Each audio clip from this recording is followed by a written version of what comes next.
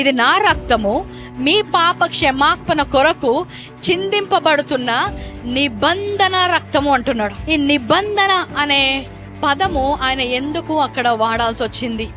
ఈ రక్తముతో కేవలము పాప క్షమాపణ మాత్రమే కాదు, ఇంకొక కార్యము కూడా ఆ రక్తం చేస్తుందంట. ఏంటంట? ఒక నిబంధన తీసుకొని వస్తుందంట. ఎవరికి? దేవునికి, ఆయన యొక్క ప్రజలకు.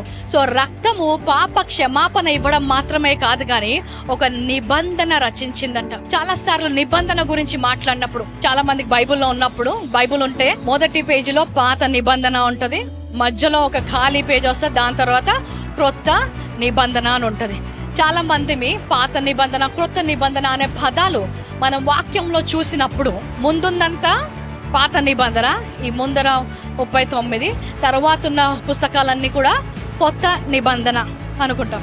అయితే తెలుగులో మనం పదం చూసినప్పుడు there is no different word for a covenant and a testament. అది ఒడంబడికైనా, అగ్రిమెంట్ అయినా, నిబంధన అయినా ఒకటే పదము వాడారు. కాబట్టి ఈరోజు పాత నిబంధన, క్రొత్త నిబంధన అన్నప్పుడు అలా వారికి ఉన్న జ్ఞానముతో ఏమనుకుంటారంటే ఈ ముందంతా పాతది, తర్వాత అంతా కొత్తది.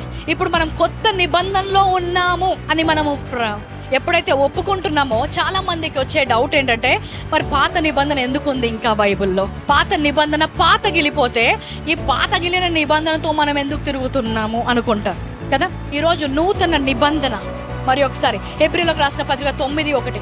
అయితే ఎప్పుడైతే పాత నిబంధన, కొత్త నిబంధన అని చెప్తున్నాడో అప్పుడు ప్రత్యేకంగా మోషే ధర్మశాస్త్రంతో ఉన్న నిబంధన మరియు క్రీస్తు రక్తము ద్వారా వచ్చిన నిబంధన, ఆ రెండిటిని పోలుస్తున్నాడు. అబ్రహాము నిబంధనతో పోల్చట్లేదు, నోవహు నిబంధనతో పోల్చట్లేదు, దావీదు నిబంధనలో పోల్చట్లేదు, ఏది కూడా కాదు. ఎందుకంటే అవి షరతులు లేని నిబంధన.